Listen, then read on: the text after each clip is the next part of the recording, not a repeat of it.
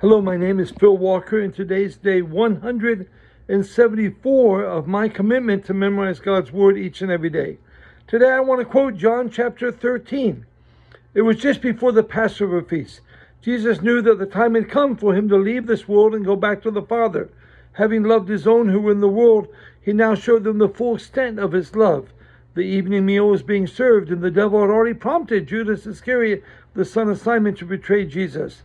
Jesus knew that the Father had put all things into his hand, and that he had come from God and was returning to God. So he got up from the meal, took off his outer clothing, and wrapped a towel around his waist. He filled a water basin. He filled a basin with water, and began to wash his disciples' feet, wiping them with the towel that was wrapped around him. When he came to Simon Peter, who said, "Lord, are you going to wash my feet?" Jesus said, "Unless I wash you, you have no part with me." Then Simon Peter said, "Then Lord, not just my feet, but my hands and my head as well." Jesus answered, "A man who has had a bath needs only to wash his feet. You are already clean. You're already clean, though not every one of you." For Jesus had known from the beginning who would betray him, and that was why he said, "Not everyone was clean." After he finished washing his disciples' feet, he put his clothes back around him and sat down on the table. "Do you understand what I've done for you?" He asked them, "You called me teacher and Lord, and rightly so, for that is what I am. Now that I, your Lord and teacher, have washed your feet, you also shall wash one another's feet. I have set you an example that you should done as I have done for you. I tell you the truth. No servant is greater than his master, nor is the messenger greater than the one who sent him. Now that you do these things, you'll be blessed if you do them." I'm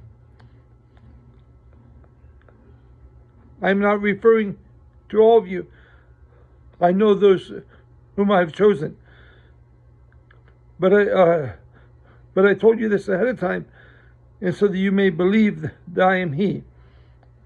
And this fulfills the saying, "He who shares my bread has lifted up his heel against me." After Jesus said this, he was troubled and testified, "I tell you the truth, one of you will betray me." They were at a loss. They stared at each other, at a loss to know which of them he meant.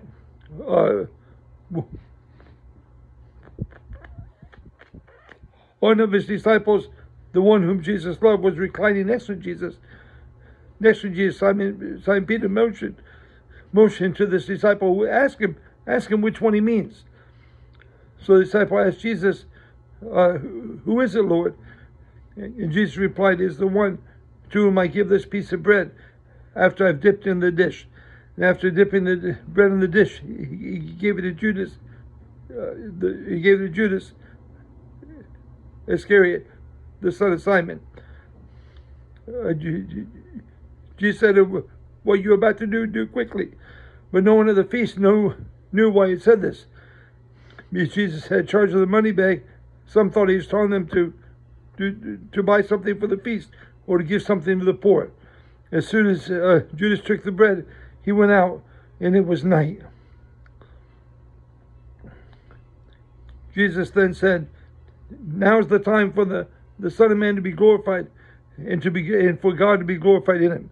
If God is glorified in him, God will glorify himself, and will glorify himself at once."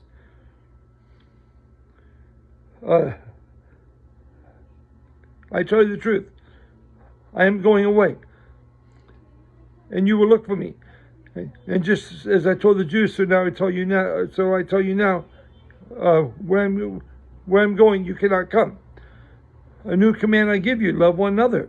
As I have loved you, so you must love one another. By this all men will know that you are my disciples, if you love one another. Then Simon Peter said, "Lord, where are you going?" Jesus said, "Where I'm going, you cannot follow now, but you will follow later." Simon Peter asked, "Why can't I follow you now? I will lay down my life for you." Jesus answered, "Will you really lay down your life for me? I tell you the truth, before the rooster crows, you will disown me 3 times.